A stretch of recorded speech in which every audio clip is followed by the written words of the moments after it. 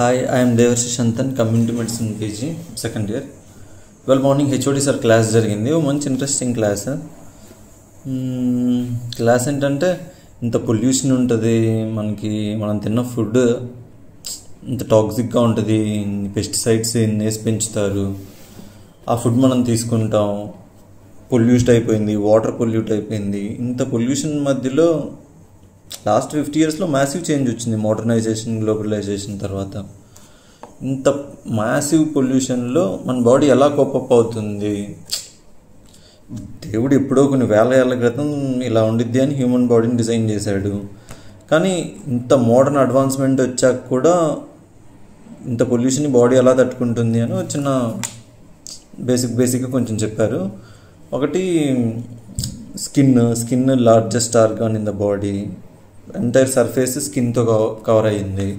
దాంట్లో fatty acids ఉంటాయి and skin shed అవుతూ ఉంటుంది, కొత్త స్కిన్ వస్తూ ఉంటుంది, పైన లేయర్స్ అన్ని ఫాలో అవుతూ ఉంటాయి. అలా చాలా పొల్యూటెంట్స్, డిసీజ్ కాజింగ్ ఏజెంట్స్ చాలా స్కిన్లో డిపాజిట్ అయింది, షెడ్ ఆఫ్ అయిపోతున్నప్పుడు అవి పడిపోతూ ఉంటాయి. అలా ఒక డిఫెన్స్ మెకానిజం బాడీకి ఉంది.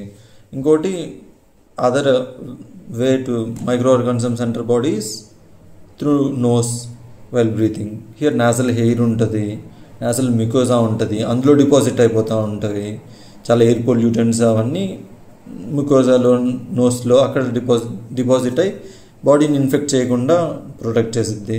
ఇంకోటి రెస్పిరేటరీ ట్రాక్ట్, అందులో ఉన్న సెల్స్ బాడీని ప్రొటెక్ట్ చేస్తూ ఉంటుంది.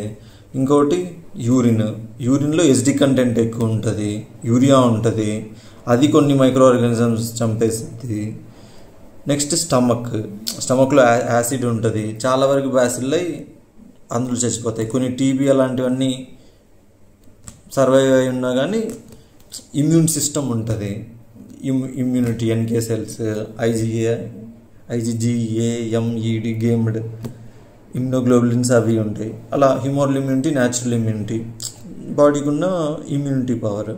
ఇలా డిఫరెంట్ వేస్లో body has strength to maintain its stability అని కొంచెం ఇంట్రెస్టింగ్గా ఉండింది క్లాస్. జస్ట్ షేర్ చేసుకోవాలనిపించింది, చెప్తున్నాను అంతే.